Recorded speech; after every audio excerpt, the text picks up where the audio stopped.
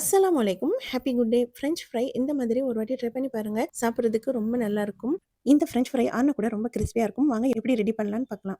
உங்களுக்கு எவ்வளோ உருளைக்கிழங்கு தேவையோ அந்த அளவுக்கு எடுத்துக்கோங்க. நான் ஒரு 3 உருளைக்கிழங்கு எடுத்துருக்கேன். நல்லா தோல் சீவிட்டு இந்த மாதிரி கட் பண்ணி எடுத்துக்கிட்டேன். உருளைக்கிழங்கு நல்லா வாஷ் பண்ணிட்டு, இப்போ அதே பவுல்ல கொஞ்சமா தண்ணி சேர்த்து, உப்பு சேர்த்து ஒரு 10 நிமிஷம் ஊற வச்சுடுங்க. இப்போ ஒரு பவுல்ல 1 கப் அளவு கோதுமை மாவு சேர்த்துருக்கேன். உங்களுக்கு விருப்பமா இருந்தா மைதா மாவு கூட சேர்த்துக்கலாம். இதுல 1 கப் அளவு கார்ன்ஃப்ளவர் பவுடர் சேர்த்துட்டு, தேவையான அளவு உப்பு சேர்த்து, காரத்துக்கு ஏத்த மாரி மிளகாய்த்தூள், மஞ்சள்தூள், கரம் மசாலா தூள் சேர்த்து நல்லா இந்த அளவுக்கு மிக்ஸ் பண்ணி எடுத்துக்கோங்க.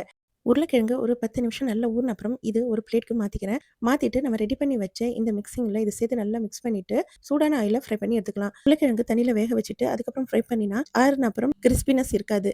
இந்த மாதிரி தண்ணீல ஊற வச்சுட்டு, நீங்க இந்த மாவோட கோட் பண்ணிட்டு, அதுக்கப்புறம் ஃப்ரை பண்ணி பாருங்க. ஆறுனா கூட கிரிஸ்பியா இருக்கும். இந்த சாண்ட்விச் மேக்கர் இருந்தா மட்டும் இத ட்ரை பண்ணுங்க. இல்லனாலும் ஓகே தான். இதோடயே நம்மளுக்கு பிடிச்ச டிப்போட சாப்பிட்டுக்கலாம். ஆனாலும் எங்களுக்கு கொஞ்சம் டிஃபரெண்ட்டா சாப்பிடணும்னு சொல்லி சாண்ட்விச் மேக்கர்ல வச்சுட்டு 2 நிமிஷம் குக் பண்ணி எடுத்தோம். சாப்பிடுறதுக்கு உண்மையிலேயே அவ்ளோ டேஸ்ட்டா இருந்துச்சு. ஆனா டேஸ்ட்ல எந்த ஒரு மாற்றமும் இல்ல. உங்களுக்கு பிடிச்ச டிப்போட ட்ரை பண்ணுங்க. ட்ரை பண்ணிட்டு எப்படி இருக்குன்னு சொல்லி கமெண்ட் செக்ஷன்ல கமெண்ட் பண்ணுங்க. தேங்க் யூ ஃபார் வாட்சிங். Happy good day. அஸ்ஸலாமு அலைக்கும்.